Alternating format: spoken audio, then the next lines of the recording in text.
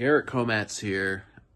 It is still, for about the next 25 minutes or so, Wednesday, August 20th, 2025, year of our Lord. And been a good while since I've done a mulleting, and hoping to mullet, so to speak, a little bit more often. Whether you're checking this out in video or audio form, kudos to Adam Hernandez for doing all the production work here. But tonight's, what essentially is going to be is just one or two topics occasionally, just to touch base on, related to the Detroit sports world. That's kind of what's been on my mind, something to kind of talk about and kind of go over some details. So why don't I start with the main topic for tonight, for this August 20th edition. By the time y'all check this out, it'll probably be either the 21st, 22nd, around that time, and that is the best team in the American League, which is our Detroit Tigers in Major League Baseball. As we sit here now, less than with 33 games to go in the regular season, the Detroit Tigers are 76-53. Fish came off of a 3-game sweep over the Houston Astros. Game 1 on Monday, 10-0 win. Game 2 Tuesday night, a 1-0 win in the 10th inning via a legit walk-off. The last time that the Tigers had a walk-off via a walk to win a game was 1948. And then earlier today, on this Wednesday, August 20th, a 7-2 win, 6 runs scored in the first inning. And I think it has been a great sign when you look at what this Tigers team has done, especially pitching-wise lately. That seems like the little rough run of form that we had experienced going into the All-Star break and coming out of the All-Star break may start to be looking like a thing of the past.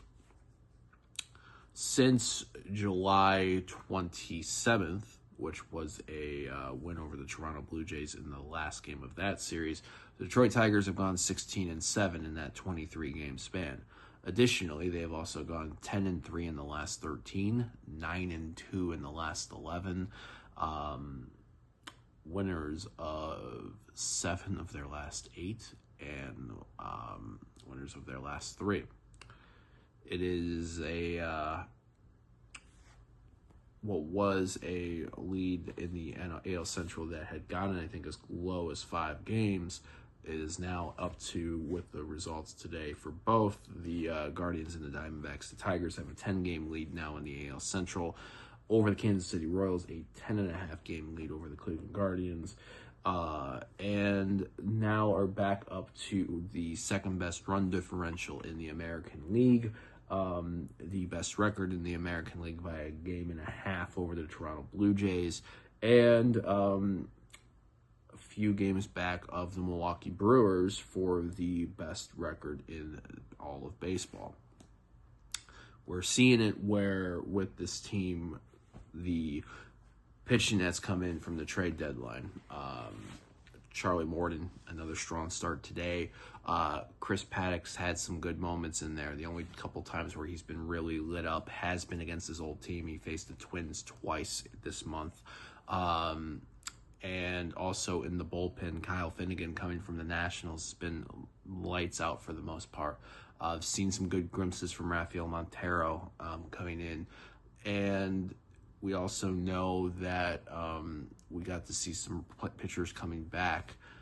Sawyer Gibson-Long came back in the Chicago White Sox series. Alex Lang made his season debut Monday night. We know Alex Cobb's doing rehab work in Toledo, probably, hopefully getting closer and closer to at least getting some innings in the Tigers uniform this season. And it is really, and so a lot of pieces are coming back together on this squad. Hitting-wise, seems to, for the most part, be relatively consistent. After Monday's home run barrage, the Tigers are now up to 9 people with double-digit home runs.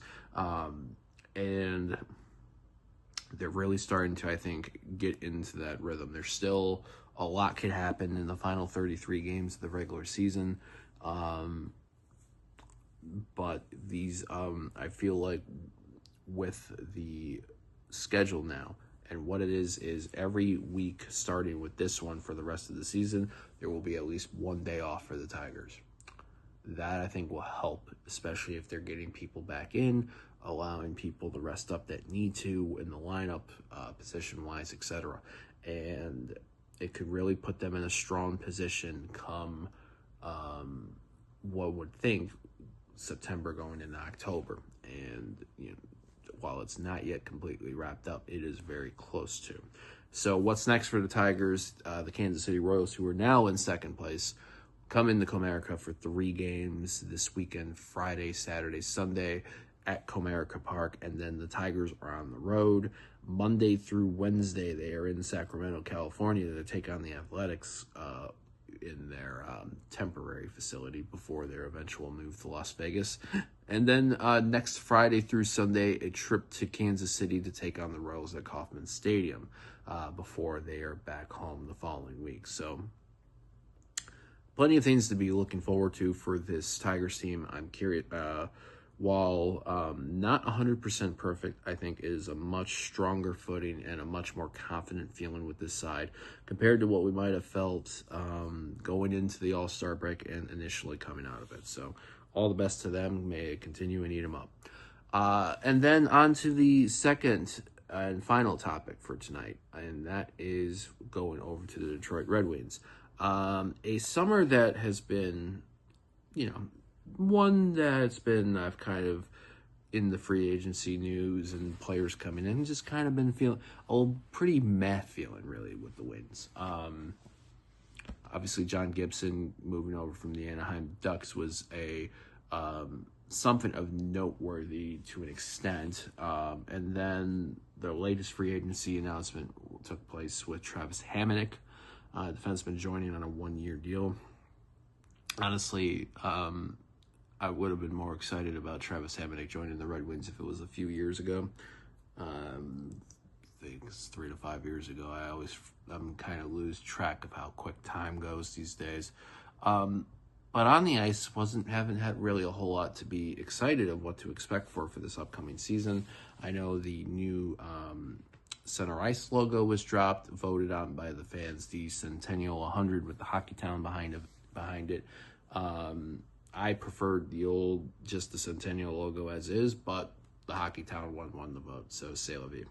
However, it was announced this week that, much to the surprise of a lot of us in growing up, Sergei Fedorov, at long last, will have his number 91 retired and raised to the Rafters in a ceremony taking place on January the 12th when the Red Wings take on the Carolina Hurricanes. And it's been said, I think, for so many years by so many people to retire 91, and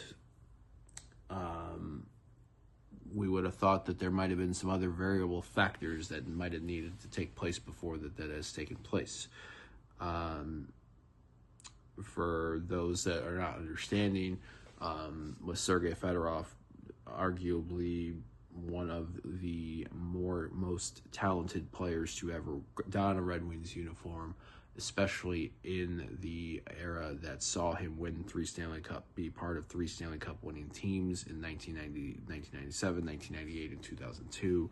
Hart Trophy winner in 1994. Somebody that could literally excel at any position on the ice. Maybe not so much as goaltending, but just a fantastic skater, fantastic vision. And as somebody that has watched him as a kid, I am not going to lie, I kind of took him a little bit for granted. Just expected him to just do the work and put the work in. Loved him. When I grew up, I was Steve Yzerman and Igor Larionov. Those are my 2 favorite Red Wing players of that time. When I was 9 when we won the Cup in 97, 10 in 98, 14 in 02, 20 in 08. So that to me that 97, 98 heyday, I was a Steve, and really mainly a Steve Yzerman, Larionov guy. But cannot, as you get older, you realize some of the special things we saw Sergei Fedorov do. 5 goals against the Washington Capitals day after Christmas 1996, watching that game live. And not maybe realizing then what I was watching, but going back now, it was absolutely something special, and he did that on a nightly basis. Unfortunately, though, there was, people are going to say, and probably the factor of summer of 2003, leaving the Detroit Red Wings to join the Anaheim then Mighty Ducks in free agency, taking less money to go. But it was,